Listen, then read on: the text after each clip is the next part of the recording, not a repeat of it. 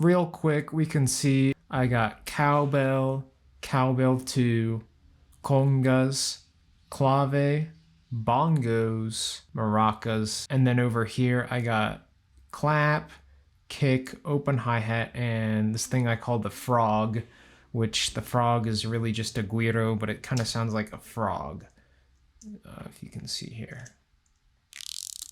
Okay, so I'm gonna go in and delete all my drum audio, and we're gonna do this baby from scratch. Okay, so I got all my drum parts deleted. So it really starts off with this Montuno piano part. In the third measure, we're gonna want our clave part. In salsa music, we have 2 clave patterns, probably actually a lot more than just 2, but the main ones that we're concerned with for the purposes of this tutorial, 3-2 and 2-3.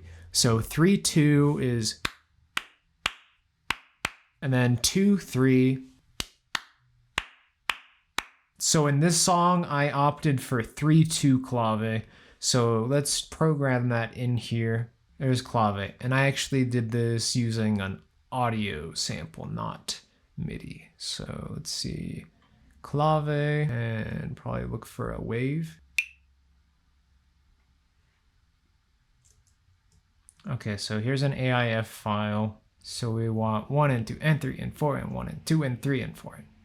So we can set it to an 8th note type of deal, right? Get the click going. That should. Okay. So there's our clave pattern. We're just going to want to pretty much duplicate this pretty much throughout the entire thing. I know there's some breaks here and there, but we'll cross that bridge when the time comes. And, you know, in this song, I actually doubled the clave on the cowbell. So a little bit more about the clave. So I would say this is arguably the most important part of the rhythm section. This pattern is very deeply ingrained in this musical tradition. There are whole articles on the internet about clave theory. It's a whole rabbit hole you can go down. You're always going to want to have this rhythm kind of in the back of your head, and you're going to make all your decisions kind of based on this rhythm. So I actually doubled this rhythm with the cowbell, but I think I might do it a little differently this time around. Let's try this one. It's kind of a interesting sounding cowbell. What if we just did straight quarter notes? That might be cool.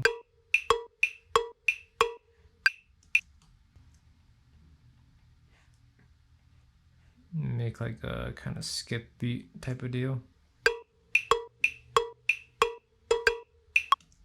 I kind of like that better than what I came up with in the first place.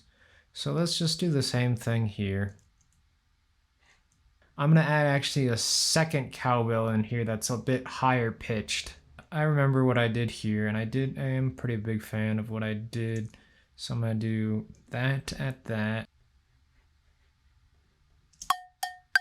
This is just a pretty simple rhythm where we want that downbeat kind of emphasized. So da da da da. So let's listen to all that together.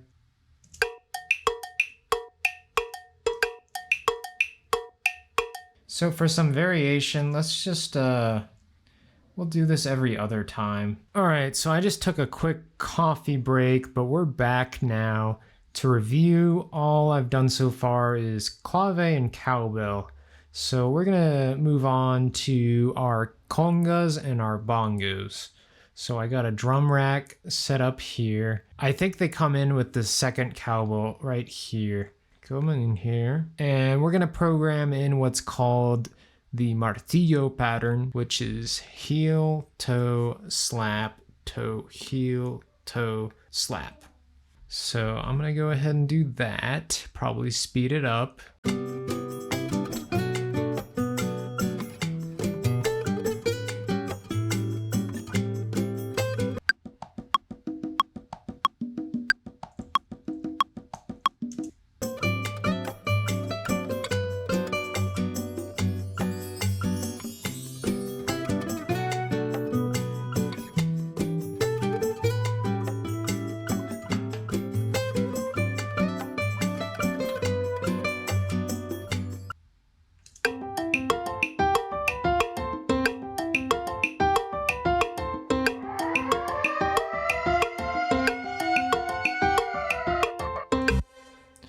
Okay, so this isn't exactly what I had done in the original, but you know, I think this is good enough for our purposes. I kind of wanted to vary up a little bit here. I did a velocity ramp. I used the humanize feature just to give it a little bit more human feeling. Okay, so that's pretty much the congas taken care of. Okay, so now we're gonna do the bongos, which is gonna be, I think, a little bit more complicated. I did use like several bongo samples, which, you know, I'm kind of kicking myself for now, but I guess I actually have to get the bongo samples in there, huh?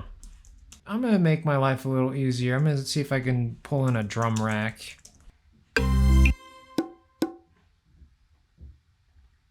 All right, so we're gonna go in here.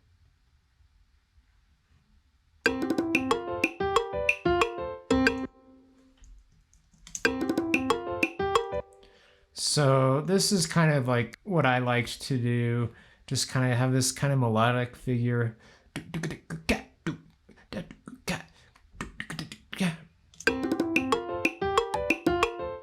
And this is just for the introduction, right?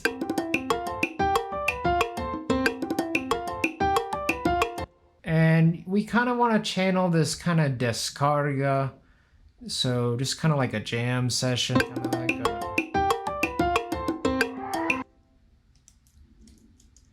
And I do oops, what's going on? Okay.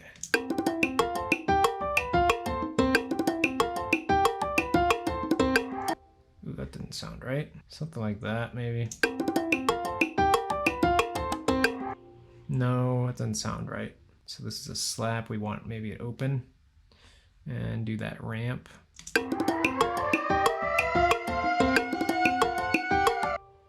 So right here, I do kind of like a hemiola figure, and I'm very certain of that. And it's a flam. It's a da, da, da. 1 and 2 and 3 and 4 and. So yeah, that's a good starting point right there, and then kind of do variations on that. And so the important thing to keep in mind, we want the bongos not stepping on the toes of the congas. So if you notice, I even have them panned opposite of each other just to kind of create some space. We're gonna move on to kind of the more EDM element, which is kick drum, snare drum, hi-hat. I'd go with an 808 kick or a 909. We don't want something so kind of thuddy. Maybe that. You know, probably not the best kick for this, but we're gonna go with it. So you'll see I'm just kind of lining this up with those, the green bass part, basically. Consolidate that.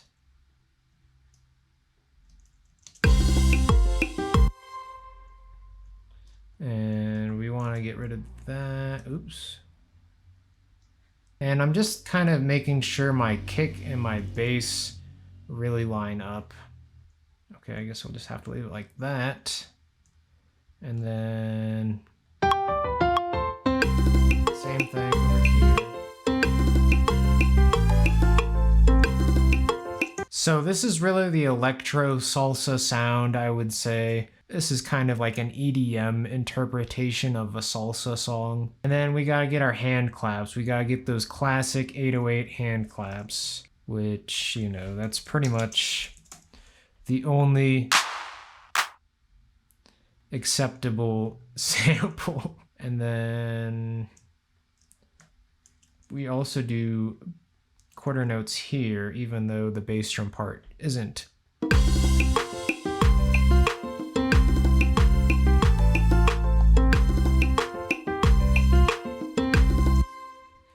And I know here I did like a da da da da da, kind of a nice little fill. It would be like that.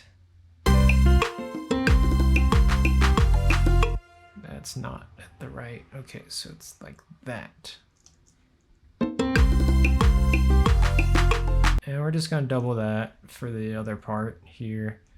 I would like to apologize that the song form isn't clear. I really didn't have a song form in mind when I composed this piece. So that's why it's a little kind of random, because it is.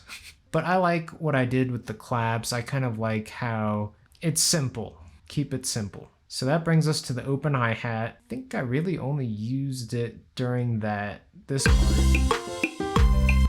And this is just to kind of, we're kind of replicating that crash cymbal, if you will. But it's a little less hard hitting, maybe. Maybe that. And we want this to kind of be, oops. Let's bring this up a little bit.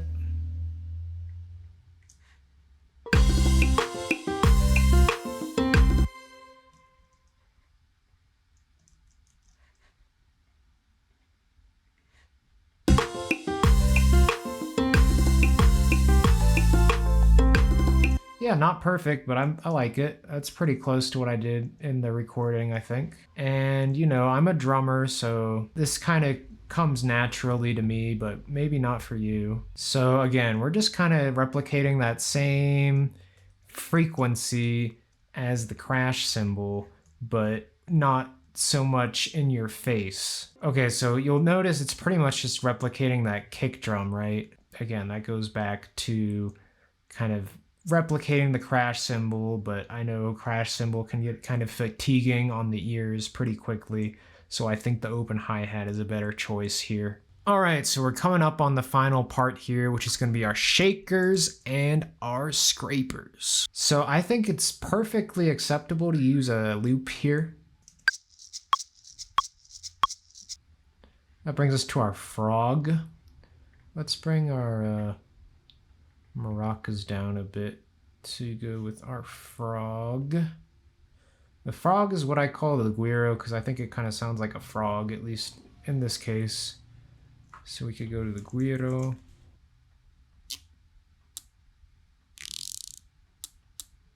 Okay, so basically what I did here, grab this.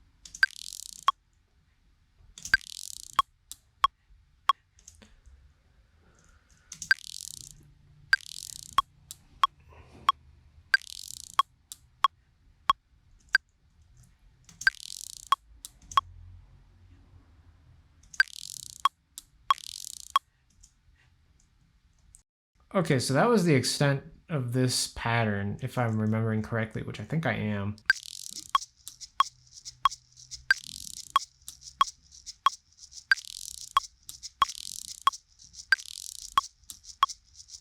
So see how this is kind of more of a legato part with the maracas, and then the frog is kind of over there, more staccato. They're kind of complementing each other, not unlike the bongos and the congas. And again, I have these panned apart from each other, but I'm almost wondering to like hard pan them might even be more effective. And we're gonna repeat this over here. You know, this isn't perfect, but I just wanted to kind of give you guys a quick overview of kind of my thought process. If you've made it this far, thank you so much for being here. That's all I have for today. We'll see you in the next one. Bye-bye.